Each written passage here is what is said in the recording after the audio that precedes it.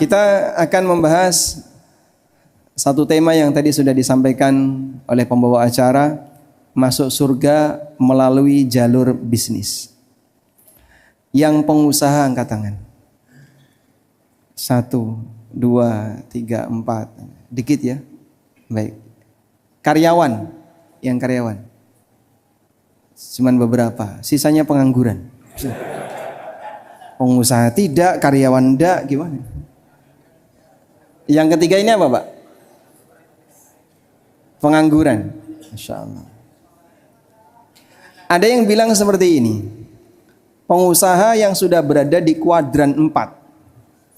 Usahanya jalan, ownernya. Kalau usahanya jalan, ownernya jalan-jalan tuh kayak penjual bakso keliling. Penjual gorengan keliling. Nah itu, usahanya jalan, ownernya jalan-jalan. Seorang bisnismen yang sejati, yang sukses adalah usaha jalan, ownernya kajian. Nah, mudah-mudahan yang ada di sini kayak gitu ya. Usahanya jalan, pemiliknya kajian. Makanya ketika ditanya pengusaha, dia malu untuk ngangkat tangan ya. Tapi sebenarnya mereka adalah para pengusaha yang usahanya sudah dijalankan oleh tim dan pemiliknya kajian. Mungkin nggak kita bisa masuk surga melalui jalur bisnis? Pertanyaannya begini, bisnis itu hukum asalnya apa Bapak Ibu? Hukum asalnya mubah. Hukum asal bisnis adalah mubah. Bisakah sesuatu yang mubah ini kita jadikan sebagai alat ibadah? Bisa. Caranya bagaimana? Coba kita lihat sekarang. Apa definisi ibadah? Ada satu definisi yang mungkin sering dikutip oleh para ulama.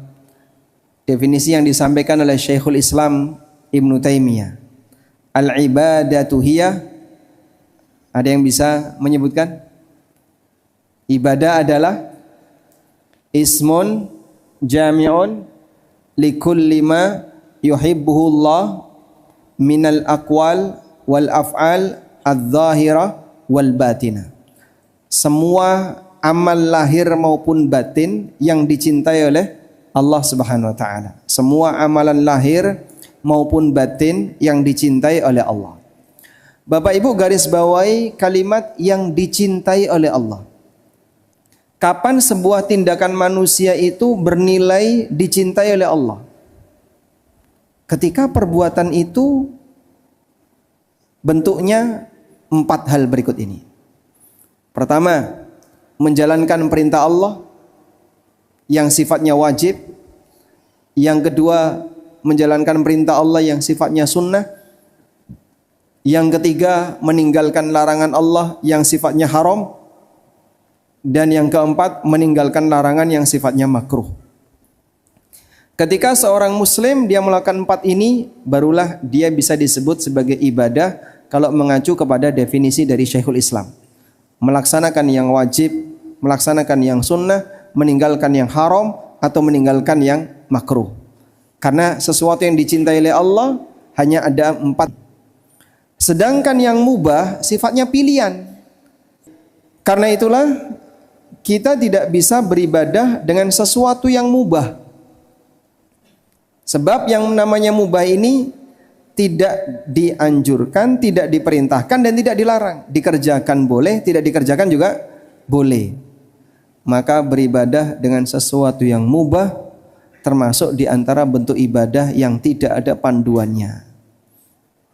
Kok bisa Pak? Contoh misalnya, Mas, saya itu kok merasa kalau pakai peci warna hitam itu seolah-olah dosa saya rontok semuanya. Salah atau benar kayak gini? Ya? Salah. Kenapa? Pakai peci mau warna hitam, mau warna putih, mau warna yang lain, hukum asalnya mubah. Sehingga ada enggak ketika kita memakai peci dengan warna tertentu akan bernilai pahala? Ada? Tidak. Contoh yang lain misalnya, saya kok merasa kalau sholat pakai sarung, itu seperti derajat saya naik sekian tingkat di surga. Bisa nggak seperti itu? Nggak bisa. Kenapa?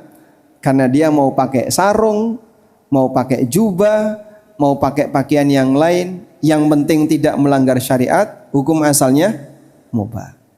Dan seterusnya. Karena itu beribadah dengan sesuatu yang mubah tidak bisa. Karena mubah itu sifatnya pilihan, dikerjakan silahkan, tidak dikerjakan silahkan. Kecuali pada satu keadaan. Nah ini boleh ditulis ya. Kecuali pada satu keadaan, menjadikan aktivitas mubah itu untuk mendukung kegiatan ibadah. Menjadikan aktivitas yang mubah itu mendukung, diniatkan untuk mendukung kegiatan ibadah. Dalam kondisi itulah aktivitas mubah dan perkara mubah tadi bisa bernilai pahala. Coba kita ulang ya. Beribadah dengan sesuatu yang mubah itu tidak bisa. Karena yang mubah tadi sifatnya apa Pak?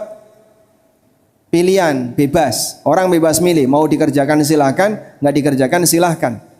Dan tidak ada ibadah kok hukumnya bebas, itu tidak ada. Ibadah itu ya dianjurkan atau diwajibkan. Sehingga tidak ada ibadah yang sifatnya bebas milih, dikerjakan boleh, tidak dikerjakan boleh. Namun jika sesuatu yang mubah itu dijadikan sebagai sarana untuk mendukung ibadah, barulah ketika itu aktivitas mubah tadi bernilai pahala. Baik, sebagai contoh, tidur itu hukumnya apa? Tidur itu hukumnya apa? Mubah atau ibadah? Mubah. Loh Pak, katanya tidurnya orang puasa itu ibadah. Kata siapa? Berarti kalau Ramadan senang tidur itu banyak pahala. Baik. Tidur pada asalnya adalah sesuatu yang mubah. Maka tidak ada ibadah yang bentuknya tidur. Tapi kalau tidur itu diniatkan agar biar nanti saya bisa lebih seger, bisa belajar dengan baik, bisa beribadah dengan maksimal, bisa melakukan ketaatan dengan maksimal, maka tidur tadi bisa bernilai pahala. Ini sebagaimana yang pernah dikatakan oleh sahabat Mu'ad bin Jabal radhiyallahu anhu. Beliau pernah mengatakan, "Kuntu ahtasibu 'alallahi naumati kama ahtasibu 'alaihi qaumati." Dulu atau aku biasa memohon kepada Allah Subhanahu wa taala pahala dengan tidur yang aku kerjakan. Kuntu ahtasibu 'alallahi naumati. Aku mohon kepada Allah dengan tidur yang aku kerjakan agar berpahala. Kama ahtasibu 'alallahi qaumati. Sebagaimana aku mengharapkan pahala kepada Allah dari tahajud yang aku lakukan. Sehingga tidur yang diniatkan biar nanti bisa tahajud. Tidur yang diniatkan biar nanti bisa kajian, tidak ngantuk ketika ngaji. Tidur yang diniatkan biar nanti bisa salat, bisa qiyamul lail dan seterusnya. Insya Allah tidur seperti ini bernilai apa Pak? Ibadah. Makanya amal yang mubah pada asalnya tidak bisa jadi ibadah, namun dia bisa berpahala apabila diniatkan untuk mendukung kegiatan ibadah. Nah, kita kembali kepada bisnis sekarang. Berarti bisnis juga bisa seperti itu Pak? Bisa. Kembali kepada apakah bisnis yang dilakukan oleh seseorang itu diniatkan untuk mendukung kegiatan ibadah ataukah tidak ada niat sama sekali. Kalau hanya sebatas bisnis, orang kafir bisa jadi lebih sukses dibandingkan orang mukmin. Sehingga kalau hanya sebatas ukuran kesuksesan bisnis, mungkin non muslim bisa jadi lebih berhasil. Tapi yang berbeda dari seorang muslim adalah apa yang menjadi semangat dia, yang menjadi harapan dan niat dia ketika dia mengembangkan bisnis. Kalau dia mengembangkan bisnis dengan tujuan, biar nanti saya bisa wakaf, biar nanti saya bisa menyantuni orang miskin, saya ingin membuka lapangan kerja agar keluarga-keluarga saya nggak mampu bisa ikut bekerja di tempat saya. Saya berharap agar nanti saya bisa berzakat, saya bisa haji, saya bisa ini dan seterusnya.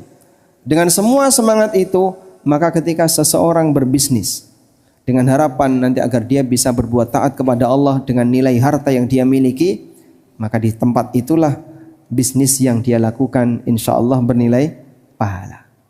Baik, sekarang kita akan bacakan beberapa orang-orang yang sukses dalam bisnis di masa silam, dan mereka punya niat yang istimewa sehingga keberhasilan duniawi yang mereka miliki digunakan untuk mendukung kegiatan ketaatan kepada Allah Subhanahu wa taala. Yang pertama yang akan kita baca adalah biografi Sa'ad bin Ubadah radhiyallahu anhu. Sa'ad bin Ubadah radhiyallahu anhu sebagai salah satu Sayyidul Khazraj, pemuka suku Khazraj. Beliau termasuk di antara peserta Baiat Aqabah dan memilih tinggal di dekat Rasulullah sallallahu alaihi wasallam. Beliau punya karakter sebagaimana leluhurnya, sangat dermawan. Ubadah bin Dulaim bin Harithah, salah satu di antara orang dermawan yang ada di Madinah ketika itu. Sampai dikatakan, man ahabba syahma wal lahma falyati utum Dulaim bin Harithah. Siapa yang ingin mendapatkan daging, datangi rumahnya Dulaim bin Harithah. Karena dia suka bagi-bagi makanan. Nah, ternyata anaknya, keturunannya Sa'ad juga punya semangat seperti itu. Dilihatkan bahwasanya ketika Nabi SAW tiba di Madinah, setiap hari Sa'ad bin Ubadah mengirim adonan tepung dan makanan untuk keluarga Rasulullah SAW. Kadang mengirim adonan tepung, kadang mengirim daging, kadang mengirim susu untuk keluarga Rasulullah SAW. Dan ini bagian dari upaya yang dilakukan oleh Sa'ad agar beliau menjamin keberadaan makanan bagi Nabi SAW dan keluarganya. Ya, walaupun terkadang ketika dalam kondisi tertentu Nabi SAW tidak mendapatkan, mungkin ketika itu Sa'ad tidak ngasih atau karena faktor yang lain. Dan beliau pernah berdoa kepada Allah Subhanahu wa taala.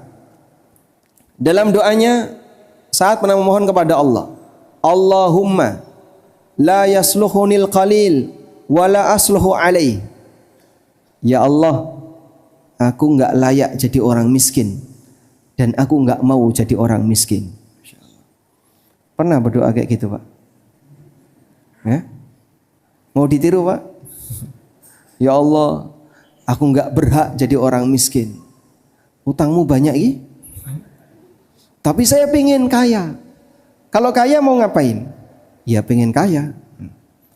Berbeda dengan apa yang dialami oleh sahabat Sa'ad. Beliau dengan harapan besar ingin menjadi saudagar kaya, ingin menjadi seorang sahabat yang kaya, agar nanti bisa mencukupi kebutuhan kaum muslimin yang ada di sekitarnya. Sampai diceritakan bahwa kebiasaan masyarakat Ansar. Jadi di Madinah ketika itu suasananya tidak sebagaimana di tempat kita, Pak ya. Orang kalau datang dari luar kota, tiba di Purbalingga, mau cari makan, tinggal mampir ke Seroto. Tinggal mampir ke warung A, mampir ke warung B. Dulu enggak ada seperti itu, Pak. Ada banyak pilihan warung seperti sekarang. Sehingga orang ketika berasal dari luar Madinah, kemudian dia ingin belajar di kota Madinah di masa silam untuk bisa mendapatkan makanannya, bekal yang mereka miliki, atau membeli dari makanan yang dimiliki oleh masyarakat setempat, atau diundang oleh masyarakat setempat untuk makan di rumah mereka masing-masing. Diceritakan, kana rajulu minal ansar yantaliku ila darihi bil wahid minal muhajirin. Dulu orang Ansar mereka biasa menggandeng satu atau dua di kalangan masyarakat muhajirin yang datang ke kota Madinah untuk belajar Islam. Au bil itsnain au bis tsalatsa, kadang bawa 2 orang, kadang bawa 3 orang sesuai dengan kemampuannya. Wa kana Sa'ad bin Ubadah yantaliku bis 80, sementara Sa'ad bin Ubadah membawa 80 orang. Ayo 80 orang kita ke rumah, ditraktir makan malam semuanya. Seperti itu kebiasaan yang terjadi yang dilakukan oleh Sa'ad bin Ubadah. Sehingga mereka adalah, atau beliau adalah salah satu di antara sahabat yang diberi oleh Allah kelonggaran rizki, namun beliau punya semangat bagaimana agar bisa memenuhi kebutuhan kaum muslimin, terutama para muhajirin, ashabus sufah yang mereka tinggal sementara di Madinah dalam keadaan mungkin mereka tidak punya bahan makanan. Baik, ini kisah yang pertama. Sekarang kita beralih ke kisah yang kedua. Kisah yang dialami oleh seorang ulama tabi'in, Al-Laits bin Sa'ad. Al-Laits bin Sa'ad bin Abdurrahman Abul Harith, salah satu di antara ulama besar di Mesir, ahli fikih dan ahli hadis. Beliau lahir pada tahun 94 Hijriah, kurang lebih sezaman dengan Imam Malik bin Anas. Hanya saja beliau tinggal di Mesir, Imam Malik tinggal di mana? Tinggal di Madinah. Al-Laits bin Sa'ad rahimahullah termasuk di antara ulama kibar, dan banyak sekali pujian yang diberikan oleh para ulama kepada Laits bin Sa'ad. Di antaranya Imam Asy-Syafi'i rahimahullah pernah memberikan pujian kepada Laits bin Sa'ad. Imam Syafi'i mengatakan, Al-Laitsu afqahu min Malikin illa anna ashabahu lam yakumu bihi. Al-Laits itu lebih faqih daripada Imam Malik, hanya saja muridnya tidak melestarikan pendapat-pendapatnya. Karena salah satu di antara faktor yang menimbulkan munculnya madhab adalah fatwa-fatwa dari ulama dilestarikan oleh murid-muridnya. Baik. Dan masih banyak lagi pujian-pujian yang diberikan oleh para ulama terkait Imam Laits bin Sa'ad. Namun yang menjadi kepentingan kita di sini adalah bagaimana dermawannya Laits bin Sa'ad. Kekayaan yang beliau dapatkan ketika beliau berdagang dimanfaatkan untuk kemaslahatan kaum muslimin. Kita lihat di sini beberapa cerita yang disampaikan oleh para ulama. As-Safadi pernah menceritakan, wa kana Laits minal qurama'il ajwad. Laits termasuk di antara orang yang sangat dermawan. Wa yuqal, ada yang melaporkan, inna dakhlahu kana kulla sanatin 5,000.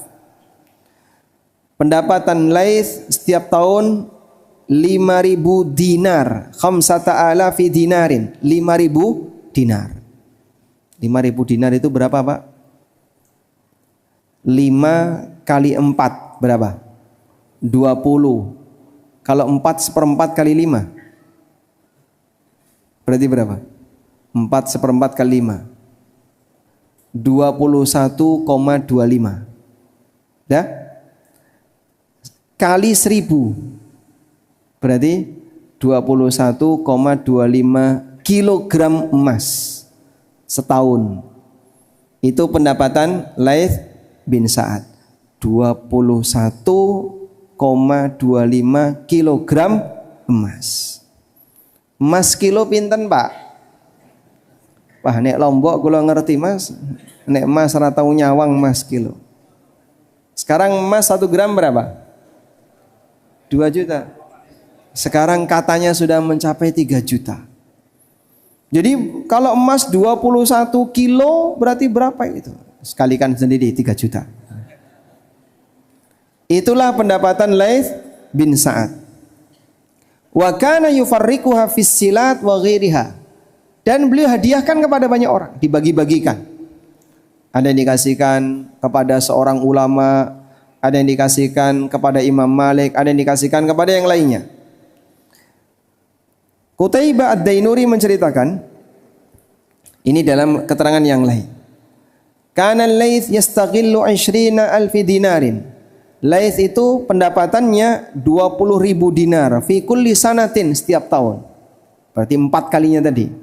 Kalau tadi kan 21 kilo kali 4, 84 kilo emas, 84 kilogram emas tahun. 80 bagi 12 berapa, Mas? 6, sekitar 6 kilo. Kurang lebih 6 kilogram per bulan. Wa qala, tapi Imam Laits pernah mengatakan, ma wajabat alayya zakatun qat. Aku tidak pernah terkena kewajiban zakat. Loh, kemana Pak itu Pak? Katanya beliau ulama, kaya. Tapi kenapa beliau tidak bayar zakat? Karena hartanya sudah habis di bawah nisab sebelum genap 1 haul, sebelum genap 1 tahun. Sebab zakat itu wajib apabila harta di atas nisab mengendap selama 1 tahun. Belum genap 1 tahun sudah di bawah nisab. Masya Allah, betapa banyak nilai yang beliau keluarkan. Nah sekarang kita bisa lihat contoh pengeluaran yang diberikan oleh Laits. Mansur bin Ammar menceritakan, Ataitul Laitha fa'atani alfa dinarin. Aku pernah mendatangi Imam Laits dan beliau memberikan kepadaku hadiah 1000 dinar. 1000 dinar itu berapa? 4 kilogram emas. Masya Allah. Seorang ahli ilmu diberi hadiah oleh Laits bin Sa'ad senilai 4 kilogram emas. Kalau diduitkan jadi berapa? Kurang lebih 12 M. Anggaplah 10 M sudah. Sekali ngasih ke orang lain, nih 10 M. Lalu beliau berpesan, sin bihadil hikmah allati atakallahu ta'ala. Tolong jaga ilmu yang telah Allah berikan kepadamu. Sehingga kamu sudah enggak usah kerja, kamu bisa mencukupi kebutuhan keluargamu dengan duit ini, ajarkan kepada yang lain, diberi nafkah oleh Laits sehingga dia bisa fokus untuk belajar dan mengajar kepada masyarakat. Juga diceritakan dalam riwayat yang lain, Harmalah menyebutkan, kana Laits bin Sa'ad yasilu malikan bimi'ati dinarin fi sana. Laits bin Sa'ad terbiasa memberikan hadiah kepada Imam Malik 100 dinar setahun. Fakataba Malikun ilaihi alayya dainun. Hingga suatu ketika Imam Malik menuliskan sebuah surat kepada Laits, aku punya utang. Faba'atha ilaihi bi 500 dinarin. Akhirnya ditambahi jadi 500 dinar. Beliau kirimkan lagi 500 dinar. 500 dinar berarti berapa? 2 kilogram emas. Sehingga subhanallah, mereka ketika memberikan uang gak perhitungan. Sampai ukuran miliaran yang mungkin orang di zaman kita kayaknya gak normal ini orang. Tapi itu dilakukan oleh seorang ulama yang faqih, ahli hadis, dalam keadaan sadar karena beliau kaya bukan untuk kepentingan pribadi. Beliau mengembangkan bisnis dengan harapan bagaimana agar beliau bisa mensejahterakan yang lain, membantu kegiatan dakwah, membantu kegiatan sosial kemasyarakatan dan seterusnya. Baik. Sehingga dana-dana seperti itu sampai dikeluarkan dalam jumlah yang sangat besar. Inilah contoh manusia yang punya semangat. Bagaimana harta yang dia miliki bukan untuk kepentingan pribadi, tapi bagaimana untuk kepentingan yang lain. Sekarang kita beralih kepada kisah Abdullah bin Mubarak. Siapa yang tidak kenal dengan Abdullah bin Mubarak? Amirul Mukminin fil hadis. Salah seorang di antara ulama hadis yang bergelar Amirul Mukminin. Dan beliau juga terkenal sebagai pedagang yang berhasil. Hingga satu ketika Fudail bin Iyad mengkritik Abdullah bin Mubarak. Abdullah bin Mubarak punya satu buku judulnya Az-Zuhud. Buku yang membahas tentang masalah zuhud. Namun di saat yang sama beliau rahimahullah seorang pedagang yang sukses. Sampai dikritik oleh Fudail bin Iyad. Fudail mengatakan, kamu mengajak orang untuk zuhud, sampai menulis buku tentang zuhud. Tapi ternyata kebiasaan kamu justru banyak berdagang di pasar. Apa kata Abdullah bin Mubarak? Aku melakukan ini dengan harapan agar aku bisa memenuhi kebutuhan para talibul ilmi dan para ulama sehingga mereka tidak harus kesulitan untuk bekerja. Dipuji oleh Fudail betapa mulianya niat semacam ini. Masya Allah. Nah, dalam posisi itulah kemudian beliau banyak menggunakan hartanya untuk membantu kaum muslimin yang membutuhkan, bahkan sampai diceritakan ya.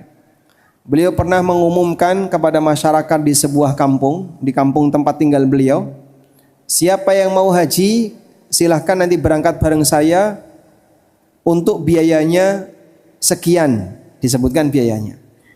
Akhirnya beberapa orang yang tertarik berangkat, dia bersedia. Lalu mereka store biaya haji tadi diserahkan kepada Abdullah bin Mubarak.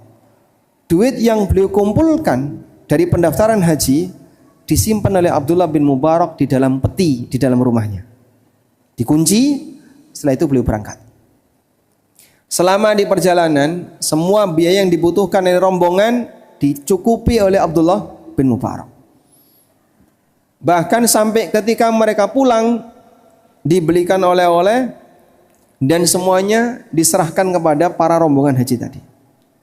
Begitu sampai di kampungnya, Abdullah bin Mubarak membuka peti tadi dan uang pendaftaran haji mereka dikembalikan satu-satu. Sehingga mengajikan masyarakat di kampungnya yang jumlahnya banyak sekali. Baik. Ini semuanya hanya bisa jadi cerita kalau sebatas kita dengerin atau kita baca, tapi kita tidak punya semangat yang sama seperti mereka. Nah terus Pak, kalau saya meniru kayak mereka nampaknya mustahil. Penghasilan saya kan pas-pasan. Ya sudah, minimal begini. Apa yang bisa kamu jangkau ketika kau punya penghasilan? Ya setidaknya jadilah orang yang bisa membiayai diri sendiri dalam kegiatan belajar, dalam kegiatan menuntut ilmu.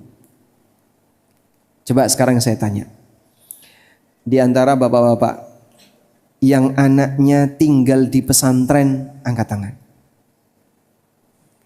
Cukup banyak ya? Baik. Yang sekarang anaknya sedang sekolah walaupun tidak di pesantren, lebih banyak lagi. Anda lebih senang mana? Ketika anak Anda belajar, anak Anda mendapatkan beasiswa dari sekolah atau dibiayai orang tua? Tolong dijawab dengan jujur ya. Sebagai orang tua yang anaknya tinggal di pesantren, Bapak lebih senang mana? Anaknya dapat beasiswa atau anaknya dibiayai orang tua?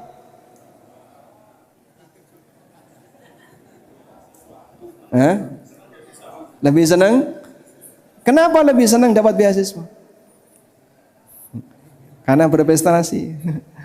Duit bapaknya kemana? Untuk yang lain, Masya Allah. Sehingga terkadang masyarakat kita untuk membiayai biaya pendidikan anaknya sendiri, dia itu pelit Pak. Sehingga kadang SPP di pondok nunggak sekian bulan. Bahkan ada yang sampai tahunan. Bapak Ibu yang kami hormati, hampir semua pondok punya masalah yang sama. Piutang SPP nunggak dalam waktu yang lama. Bahkan ada ya, salah satu wali murid, anaknya sekolah SD Pak. Dari mulai masuk sampai lulus kelas 6 itu belum pernah bayar SPP. Padahal bapaknya mampu. Ketika ditelusuri, kenapa dia jarang bayar SPP? Ternyata kata bapaknya, mohon maaf Pak Ustadz, dananya saya putar untuk bisnis. Dananya, biaya SPP anak saya gunakan untuk modal bisnis. Nah setelah bisnisnya selesai sekian tahun, barulah kemudian dibayarkan SPP anaknya. Memang dilunasi. Setelah 6 tahun anak itu sekolah tanpa membayar sepeser pun. 6 tahun baru dibayar. Wah kalau kayak gini kan curang dia Pak. Berarti sebenarnya dalam bisnis yang dia lakukan, dia memanfaatkan dana yang itu adalah hak sekolah untuk dijadikan modal. Tapi dia nggak pernah ngasih bagi hasil ke sekolah. Dimanfaatkan untuk kepentingan pribadinya. Seperti yang disebut orang adil. Bahkan termasuk juga ya, membiayai diri sendiri kan kadang sebagian orang itu berat. Diadakan daurah di mana masjid A, kitab gratis, Masya Allah, yang daftar buahnya sekali. Rebutan dapat apa? Kitab gratis. Kenapa bukan Anda yang membeli sendiri kitab itu? Alhamdulillah Pak Ustadz masih ada yang gratis. Orang sayang untuk mengeluarkan biaya, padahal itu untuk membiayai kegiatan belajar dia sendiri. Jadi jangankan membiayai kegiatan belajar orang lain, kadang membiayai belajar dia sendiri saja dia pelit. Kalau ada gratisan dia semangat, dapat makan gratis semangat, daurah gratis semangat, daurah di masjid kitab beli, daurah kok bayar. Subhanallah. Nah, mindset seperti ini coba mulai diluruskan ya.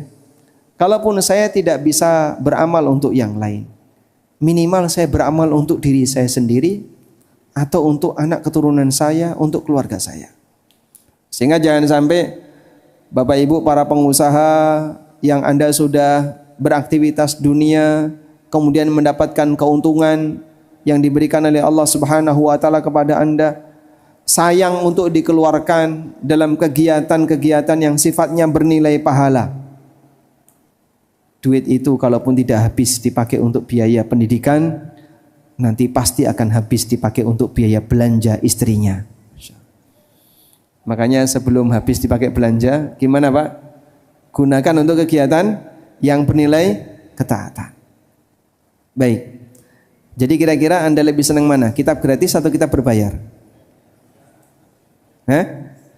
Kalau kajian Anda lebih senang mana? Kitabnya gratis atau berbayar? Masih berat untuk jawab. Bila perlu tak gratisi Pak Ustadz. Berapa orang yang jadi peserta? 100 orang. Saya mau bayari 20 orang. Saya bayari 30 orang. Gitu Pak. Sehingga mungkin Anda tidak bisa mengajar. Saya tidak bisa berbagi ilmu. Ya minimal saya punya peran. Mudah-mudahan kitab pegangan yang digunakan untuk belajar, saya bisa ambil bagian di sana. Itulah di antara semangat yang seharusnya dimiliki oleh seorang pebisnis. Maka dia bisnis, dia kaya bukan dalam rangka untuk kepentingan pribadi, tapi bagaimana dia kaya agar bisa memenuhi kebutuhan orang lain, terutama kegiatan-kegiatan yang bernilai sosial keagamaan. Baik, selanjutnya yang tadi kita bahas itu berkaitan dengan masalah pemanfaatan hasil. Berikutnya ada satu celah yang mungkin bisa Bapak Ibu lakukan, terutama yang bapak-bapak ya. Ketika sedang melakukan praktek bisnis. Di tengah praktek bisnis, di tengah praktek usaha, kita mencari peluang pahala. Caranya gimana Pak? Kita lihat beberapa dalil berikut ini. Yang pertama, Allah Subhanahu wa taala pernah berfirman, rijalun la tulhihim tijaratun wala bai'un an dzikrillahi wa iqamis salati wa itaiz zakah. Di antara sifat lelaki yang saleh, kata Allah, adalah lelaki-lelaki yang la tulhihim tijaratun, praktek perdagangan tidak melalaikan mereka. Wala bai'un, demikian pula praktek jual beli tidak melalaikan mereka. An dzikrillahi wa iqamis salati wa itaiz zakah. Dari zikrullah, mengerjakan salat dan menunaikan zakat. Lelaki yang saleh adalah lelaki yang di mana praktek perdagangan, praktek jual beli tidak melalaikan mereka dari kegiatan salat, dari zikrullah dan menunaikan zakat. Seperti apa Pak orang yang disifati oleh Allah dengan sifat kayak gini? Diceritakan dalam riwayat yang disebutkan oleh Al-Hafidz Ibnu Katsir dari Abdullah bin Mas'ud radhiyallahu anhu, bahwa suatu ketika Abdullah bin Mas'ud melakukan perjalanan menuju masjid. Thumma ra'a qauman min ahli suq haitsu nudiya bis salah taraku bay'atihim wa nahadu ila salah. Nah, pada saat beliau melewati pasar atau melewati para pedagang, begitu terdengar kumandang azan, mereka langsung tinggalkan barang dagangannya, bangkit dan menuju salat. Lalu kata Ibnu Mas'ud, haula'i minal ladzina dzakarahullah fi kitabihi. Itulah orang yang dipuji oleh Allah dalam kitabnya, rijalun la tulhihim tijaratun wala bai'un an dzikrillahi wa iqamis salati wa itaiz zakah. Manusia yang di mana praktek perdagangan tidak melalaikan mereka dari zikrullah dan menegakkan salat. Sampai sebagian di antara sahabat sebenarnya beliau tidak punya minat untuk berdagang. Tidak punya minat untuk berdagang. Cuman satu ketika beliau berdagang. Saat beliau berdagang ditanya sama orang, kok tumben jualan? Coba misalnya ya, Ustadz siapa yang menjadi idola bapak-bapak sekalian? Misalnya Ustadz Abdullah atau Ustadz Zaid. Tiba-tiba beliau dagang bakso misalnya di depan masjid. Terlihat aneh enggak? Mungkin terlihat aneh ya. Loh, kok Ustadz jualan bakso? Mungkin akan terlihat aneh. Akhirnya banyak yang selfie, minta foto. Baik. Ada sebagian sahabat yang beliau tidak punya minat untuk berdagang, untuk berbisnis, tapi satu ketika beliau menggelar dagangan. Ketika ditanya, kok tumben berdagang? Lalu beliau menyampaikan, sebenarnya saya tidak punya selera untuk berdagang. Cuman saya ingin mendapatkan pujian dari Allah. Begitu masuk waktu sholat, tak tinggal ini, saya berangkat sholat. Biar masuk kategori rijalun la tulhihim tijaratun wala bai'un an dzikrillahi wa iqamus shalah. Maka mungkin ya sesekali ASN ya, kepala kantor, kepala dinas yang gajinya kayaknya di atas rata-rata ya.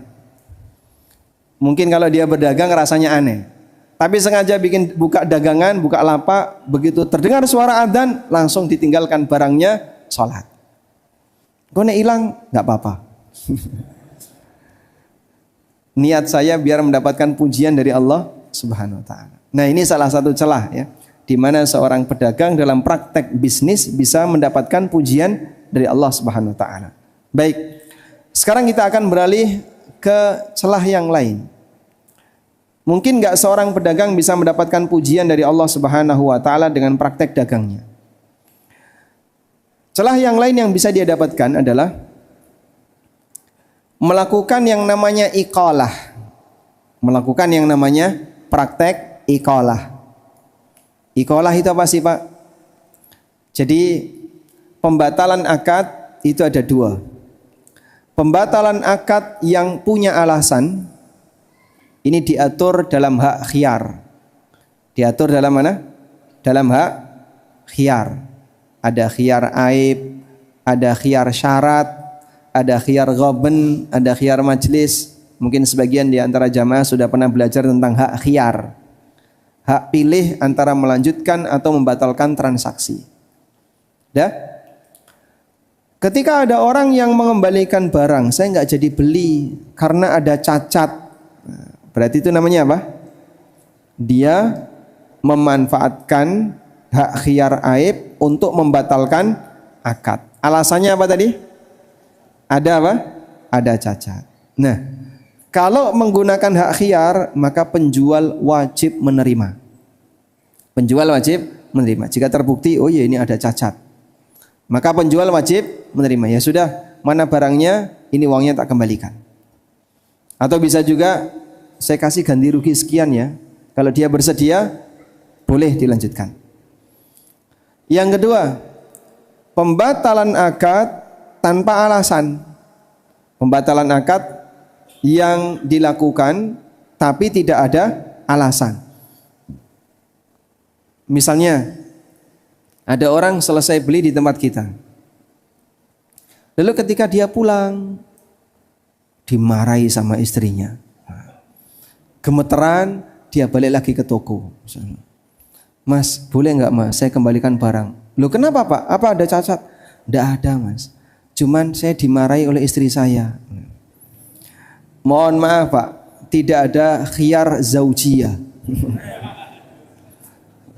Khiyar karena diseneni bojo itu tidak ada pak. Dan barang yang sudah dibeli tidak dapat dikembalikan atau ditukar tanpa alasan. Boleh nggak penjualnya menolak? Boleh atau tidak? Boleh. Kenapa? Karena dia tidak punya alasan. Dan hukum asalnya ketika transaksi sudah deal selesai, maka mengikat kedua belah pihak, sehingga tidak bisa dibatalkan secara sepihak. Tapi jika penjual ini ngalah, lalu beliau memberikan kerelaan, ya sudah, mana barangmu, tak terima, ini uangnya saya kembalikan. Maka orang ini mendapatkan janji ampunan dari Allah Subhanahu wa taala. Sebagaimana disebutkan dalam hadis riwayat Abu Dawud, Nabi SAW bersabda, "Man aqala musliman aqalahu Allahu athratahu yaumal qiyamah." Barang siapa yang menerima pengembalian barang seorang muslim, melakukan praktek iqalah, maka Allah Ta'ala akan mengampuni dosanya. Masya Allah. Mau dipraktekkan Pak? Ya. Nanti pas Bapak ke lapak-lapak itu Pak ya, ono sing dodol panganan, dicipi, saya kembalikan Mas. Balikan duitnya. Awis entek kok dibalik nih. Baik. Penjual berhak untuk menolak. Bapak karena tidak punya alasan untuk mengembalikan, maka kami tolak pengembalian barang. Sehingga uang tidak kami kembalikan. Boleh nggak kayak gitu? Boleh. Kenapa boleh? Karena dalam hal ini tidak ada alasan. Tapi kalau penjual bersedia untuk menerima, karena mungkin dia merasa kasihan, atau dia ingin berbaik hati kepada yang lain, kemudian dia terima pengembalian tadi, uangnya dikembalikan. Ini namanya apa tadi? Iqalah. Yang bersangkutan dapat janji diampuni dosanya. Uang 500.000 dipakai untuk nebus dosa bisa enggak? Allah enggak butuh duitmu. Tapi dengan cara iqalah mungkin saja seorang pedagang bisa mendapatkan ampunan dari Allah. Sehingga harga barangnya 500.000. Ya sudah, sini barangnya, tak kembalikan 500.000. Rugi enggak pedagang ini Pak? Rugi atau tidak? Tapi kenapa berat untuk dilakukan? PHP Mas. Tadi sudah berharap, wah badi 50 ya. Untung berapa? 50. Gara-gara barang dikembalikan, untung 50-nya gagal. Dia enggak jadi untung 50.000. Nah, kondisi perasaan yang tidak nyaman tadi ternyata tidak disia-siakan oleh Allah. Allah Subhanahu wa taala ngasih pahala kepadanya dan bahkan diampuni dosanya. Baik. Selanjutnya yang ketiga yang bisa dijadikan sebagai peluang pahala bagi seorang muslim ketika dia berdagang. Memberi yang terbaik bagi orang lain ketika bertransaksi sebagaimana kita ingin disikapi yang sama. Sebagaimana kita ingin disikapi yang sama. Contohnya gimana Pak? Kita jelaskan dulu. Memberi sikap kepada orang lain sebagaimana kita ingin disikapi yang sama itu disebut dengan an-nasihah. Disebut dengan apa? An-nasihah. Dan Nabi SAW mengatakan ad-dinun nasihah. Isi dari agama ini semuanya adalah nasihat. Nasihat yang dimaksud itu apa sih Pak? Nasihat dalam bahasa Arab beda dengan nasihat dalam bahasa kita. Nasihat yang dimaksud adalah iradatul khair lil ghair. Semangat untuk memberikan yang terbaik bagi orang lain. Semangat untuk memberikan yang terbaik bagi orang lain. Itulah makna nasihat. Ya?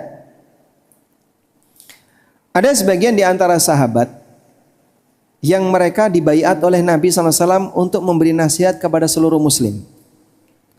Di antaranya sahabat Jarir bin Abdillah. Apa gelarnya sahabat Jarir bin Abdillah? Apa gelarnya sahabat Jarir? Yusufu hadhil ummah. Yusufnya umat ini. Orangnya cakep. Sampai pernah dipuji oleh Nabi SAW, Yusufnya umat ini. Sahabat Jarir bin Abdillah pernah mengatakan, bayatun Nabiyya sallallahu alaihi wasallam ala nushi li kulli muslim. Aku pernah membayat Rasulullah SAW untuk memberi nasihat, memberikan yang terbaik bagi setiap muslim. Sampai satu ketika, ini peristiwa yang membuktikan kebenaran komitmen bayatnya Jarir bin Abdillah. Beliau pernah menyuruh pembantunya untuk membelikan seekor kuda. Lalu berangkatlah sang pembantu ini mencarikan kuda yang diharapkan oleh Tuan Jarir dapatlah seekor kuda yang sangat bagus dengan harga anggaplah 300 dirham. Nah, kemudian beliau minta, sekarang kita akan menghadap Tuan Jarir, nanti beliau akan bayar.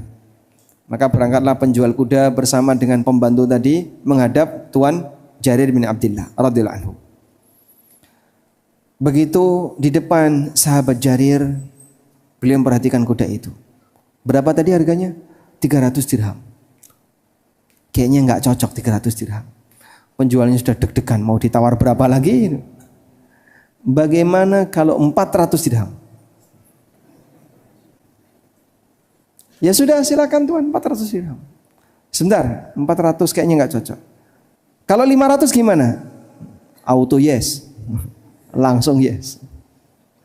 Terus dinaikkan sampai deal di harga 800 dirham. Masya Allah. Yang tadi ketika transaksi dapat 300, terus dinaikkan sampai jadi 800 dirham. Orang di sekitarnya yang melihat peristiwa transaksi itu, mereka terheran. Kamu ini kenapa? Sudah dapat harga yang cocok, murah, tapi kenapa malah dinaikkan? Kemudian beliau mengatakan, kuda ini bagus, nggak layak kalau dihargai dengan harga sekian, maka aku naikkan sesuai dengan kondisinya. Karena aku pernah membaiat Rasulullah SAW ala nushi likulli muslim, untuk memberikan yang terbaik bagi setiap muslim. Baik, Bapak kalau ketemu seperti itu gimana Pak? Ada orang jual barang, nggak ngerti harga, dia jual murah. Terus Bapak ketemu mau beli itu, kira-kira gimana Pak? Memberitahu atau menawar ulang? Wes murah, saya etok-etok ngenyang. Pinten Pak? 2 juta. Mosok koyo ini 2 juta. Siji wae lah. Padahal di kota bisa laku 5 juta. Cuman karena orang yang nggak tahu, ditawar di bawah penawaran yang tadi disampaikan. 2 juta itu sudah murah sekali. Dia mencoba untuk nawar. Udahlah 1 juta. Deal di harga 1,5. Andai kan ketemu seperti itu, orang di zaman sekarang tak borong semuanya Pak. Sing dodol ya melu tak borong.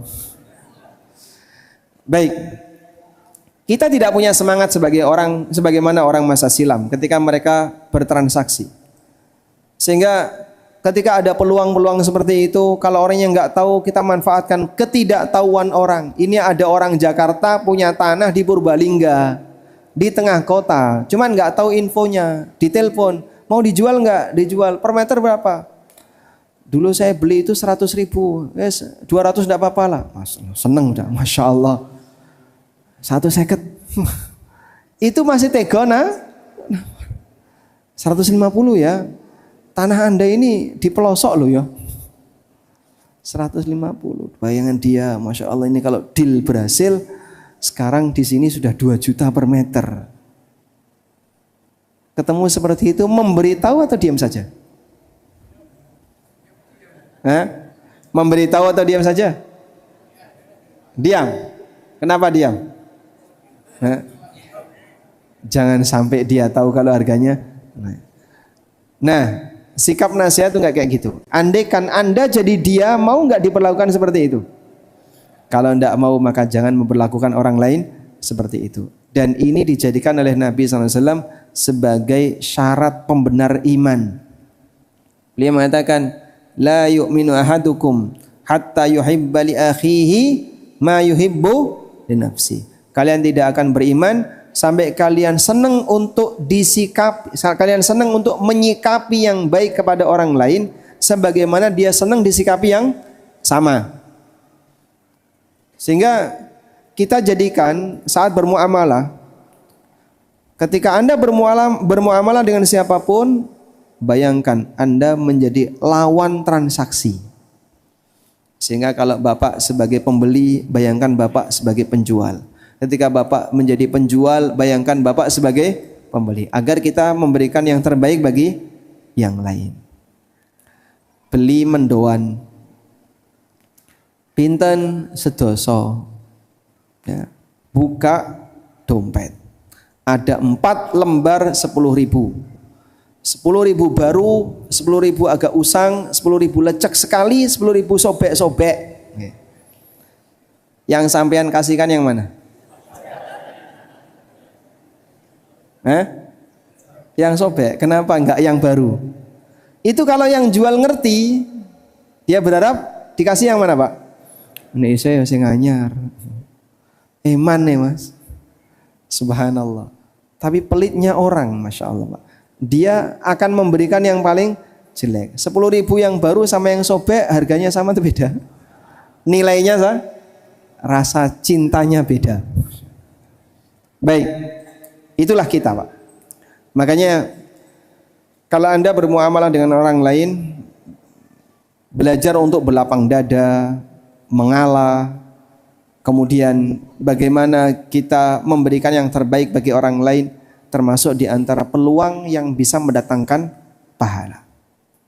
Baik, setidaknya satu, hindari apa yang dicela oleh Allah dalam Al-Quran. Contohnya apa? Memiliki karakter curang yang dicela oleh Allah, wailun lil mutaffifin. Cilaka wong sing mutaffif. Apa itu? Alladzina idzaktalu 'alan nasi yastawfun. Kalau dia beli mintanya dipenuhi. Wa idza kaluhum aw wazanuhum yukhsirun. Tapi kalau dia menjual sukanya mengurangi. Alhamdulillah saya enggak termasuk seperti itu. Buktikan sekarang. Bapak kalau beli gorengan, Bapak enggak ya, Ibu sekarang. Ibu-ibu kalau beli gorengan, sing dipilih sing pundi? Diorek-orek gitu lah. Berapa senti selisih gorengan gede sama gorengan cilik? Berapa senti, Pak? Tapi Masya Allah, mata itu bisa jeli melihat selisih sekian mili antara tahu gede, tahu cilik. Diwadahi yang gede-gede sama tahu nget-ngetan, Pak. Lagi tahun wingi diinget ditumpuki karo gelpung. Kita kan kayak gitu, Pak ya. Jadi beli bensin eceran, ketinggiannya kan cuman selisih di leher nih ya. Mata itu bisa tahu, Pak, selisih sekian mili ini lebih banyak daripada sebelahnya. Itulah contoh karakter kalau beli pengennya gimana, Pak? Dipenuhi.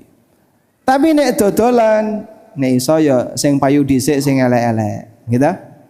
Yang laku duluan, yang kira-kira reject dan seterusnya. Itulah kita, Pak. Maka coba seperti ini diubah ya. Sehingga kita berikan yang terbaik bagi orang lain. Belajar untuk menjadi manusia yang berusaha memberikan yang terbaik bagi kaum muslimin dalam praktek muamalah. Memang berat. Kerugian tidak seberapa, cuman masalah pelit, semangat pelit dalam batin itulah yang membuat orang jadi terlalu perhitungan. Ya model tadi, Pak, tuku mendoan tapi selisih 2 mili kelihatan itu loh. Gorengan segitiga karo kotak itu gede mana, Pak? Gue pilih yang kotak lebih gede. Masya Allah, wallahu ta'ala. Baik, mungkin itu yang bisa kita sampaikan. Semoga bisa menjadi pengantar yang bermanfaat. Wassallallahu ala nabiyyina Muhammadin wa ala alihi wa sahbihi wasallam. Ya? Mana?